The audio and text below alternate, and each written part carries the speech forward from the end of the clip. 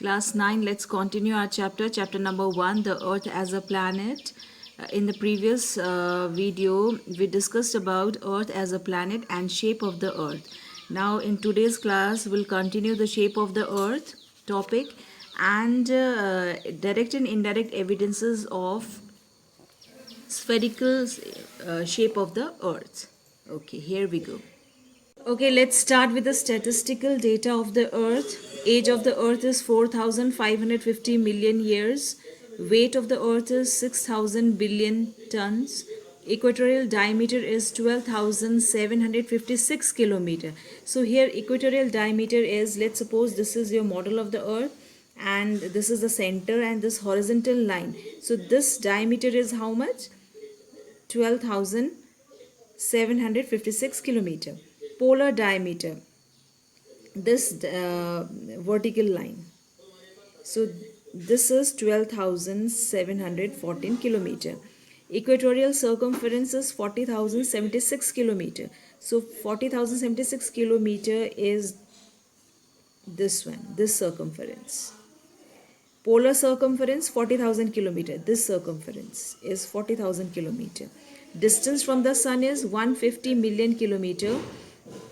We already did this discuss this in the previous video. Average temperature is 17 degrees Celsius. Rotation period is 23 hours 56 minutes 4.09 second. Revolution period is 365 days 6 hours. Total surface area is 510 million square kilometer. Okay, the belief about the flat shape of the earth was changed through the work of the ancient scholars like Pythagoras, Aristotle, Ptolemy, Aryabhat, and Copernicus. Right, children? So we know that the earlier ancient people, they used to believe that the earth is flat, but that belief about the flat shape of the earth was totally changed through the work of ancient scholars like Pythagoras, Aristotle, Ptolemy, Aryabhat, and Copernicus, right? Pythagoras is believed to have been the first to hypothesize that the shape of the earth is spherical. So hypothesize means Pythagoras was the first scholar who brought a notice that the shape of the earth is spherical. With the assumption of its spherical shape, Eratosthenes calculated the correct circumference of the earth.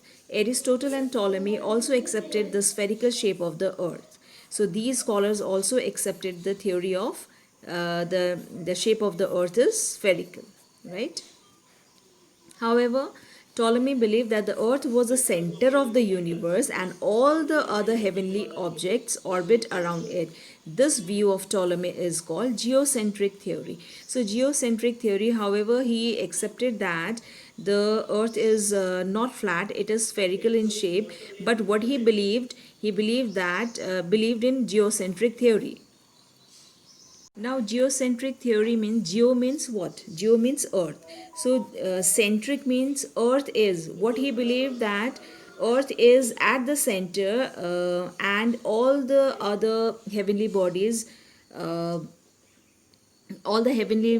stars, moon, and your other heavenly bodies like asteroids, meteoroids, all they revolve around the earth. So he believed in this geocentric theory.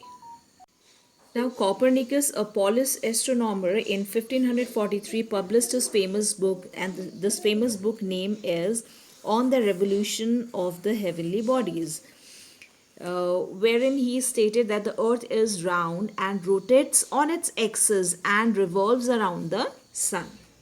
Right?